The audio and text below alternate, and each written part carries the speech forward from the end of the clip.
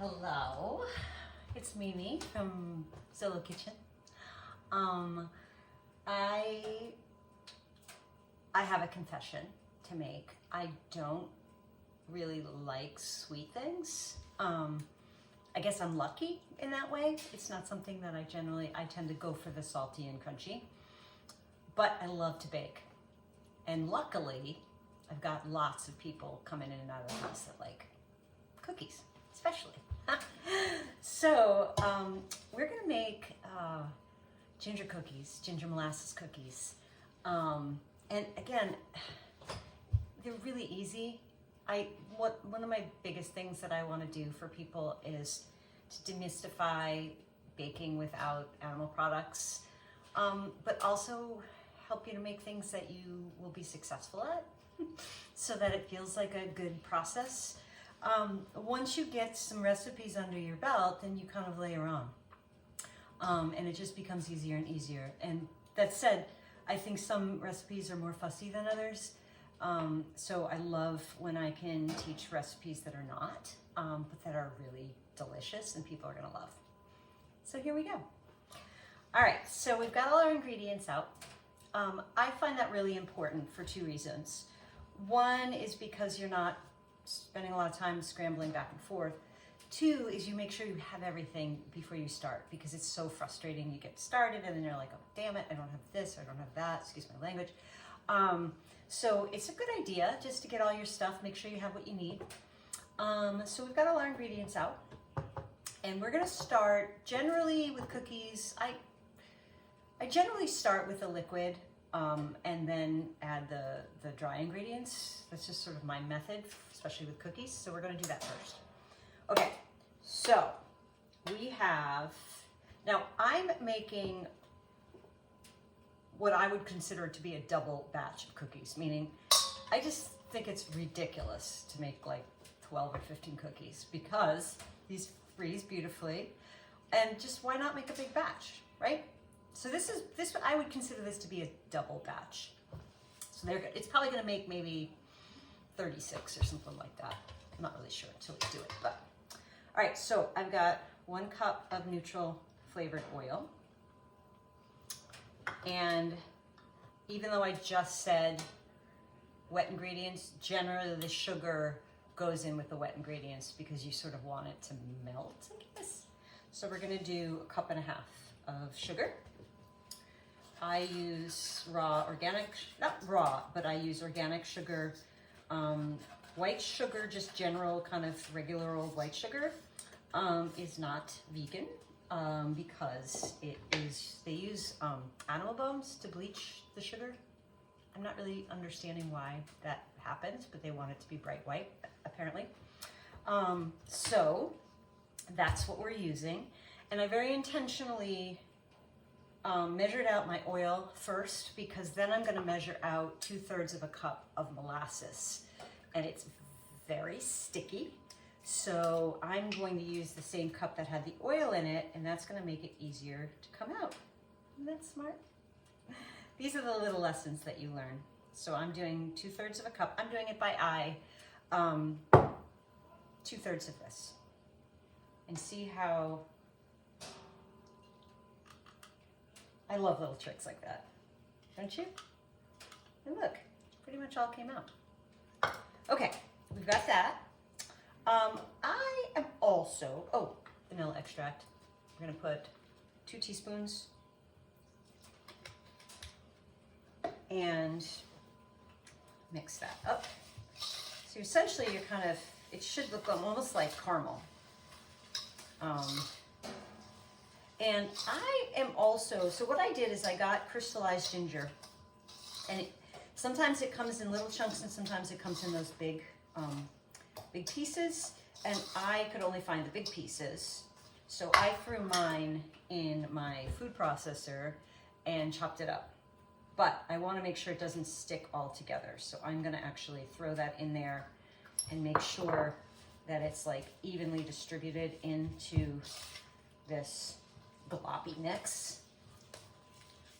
I might actually need to use this because I want to break that up. But you can see that it's really thick and glossy. There's a chemical reaction that happens between the oil and the sugar that is a really important part of making cookies. I cannot tell you what it is, but I do know that it happens. And now you can see that we've got this really thick mix. And it's probably a little too thick. So, I mean, we know it's too thick. So we're also gonna put in I'm sorry, I'm trying to be precise. We're going to do 1/3 of a cup of plant-based milk. And let's get that also integrated in there.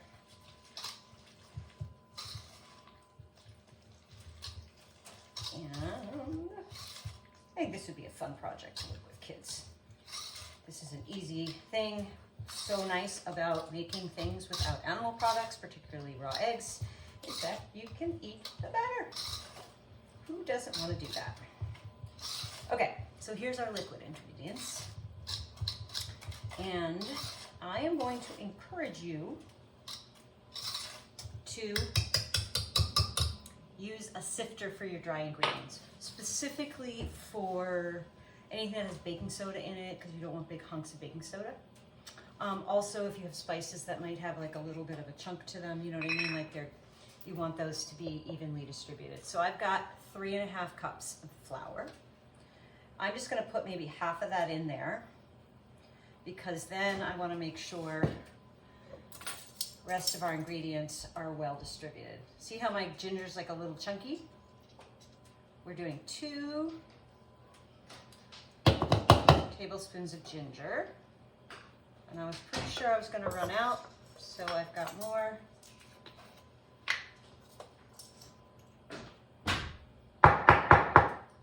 You see what I mean? It's kind of chunky. So that's 2 tablespoons. We're gonna do 1 teaspoon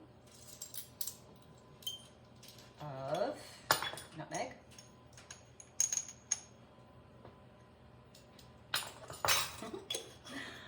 1 teaspoon of baking soda. Isn't this easy? See, that was a little chunky too. And 2 teaspoons of salt. 1, 2. That's it. And then we're going to sift that into the mix.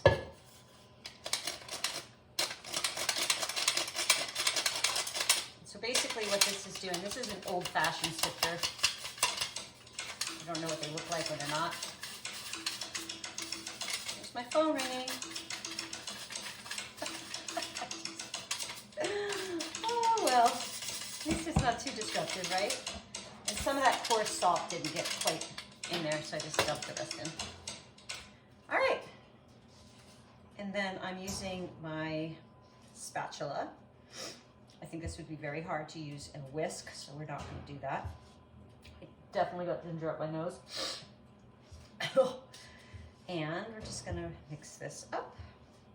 Make sure all of the dry and the wet ingredients are incorporated.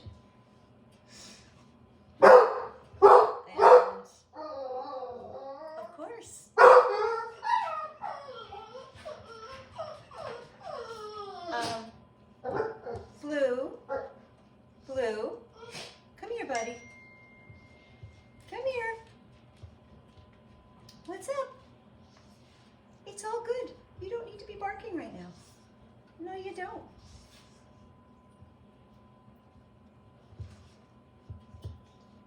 Thank you. What a good boy.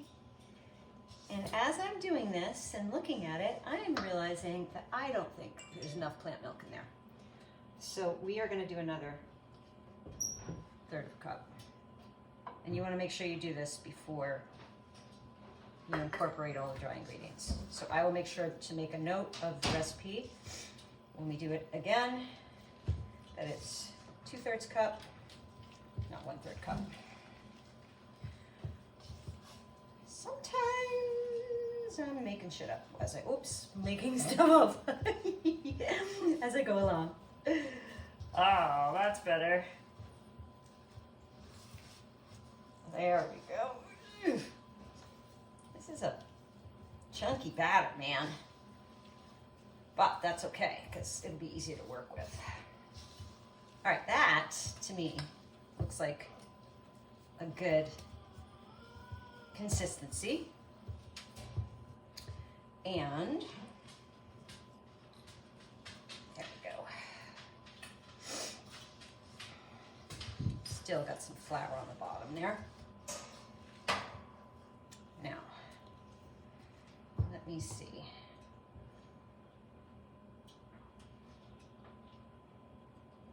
That's good. So, what we're gonna do is, just to make these extra special, we're gonna roll them in sugar. Now, not required. If you wanna just plop them on a pan like a drop, it's totally fine. However, I like them to be kind of crispy and sugary on the outside. I mean, it's a cookie. If you're sitting there going, that's not very healthy, that's fine. So this is like maybe, Blue, come here. Thank you. Is that what? That's like the size of a, what is that? What would you call that?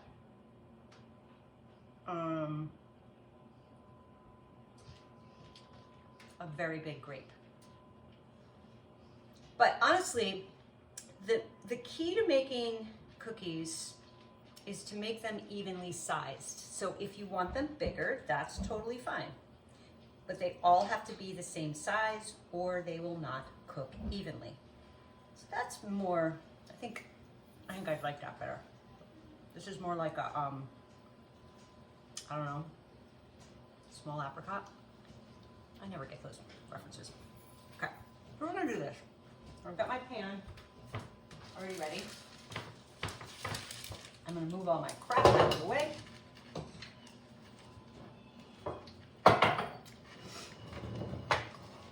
And we're gonna put them on the pan. And you want them to have some space in between them. Roll out the sugar. Feel free to let him out. He's driving me crazy. And yeah, it's a little sticky, who cares? Kids would have fun with this.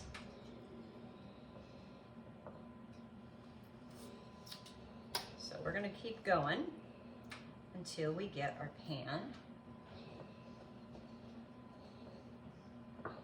full. So a big pan like this, I'm probably gonna be able to fit maybe 15. You just want like, I don't know, maybe a couple inches between your cookies so that they can spread out. All right, so I'm gonna finish doing this. I'm gonna pop them in the oven, 350, 15 minutes. And then we'll see how they look. Sound like a plan? I'm gonna try to use one of my fingers that doesn't have cookie dough on it. See you in a bit.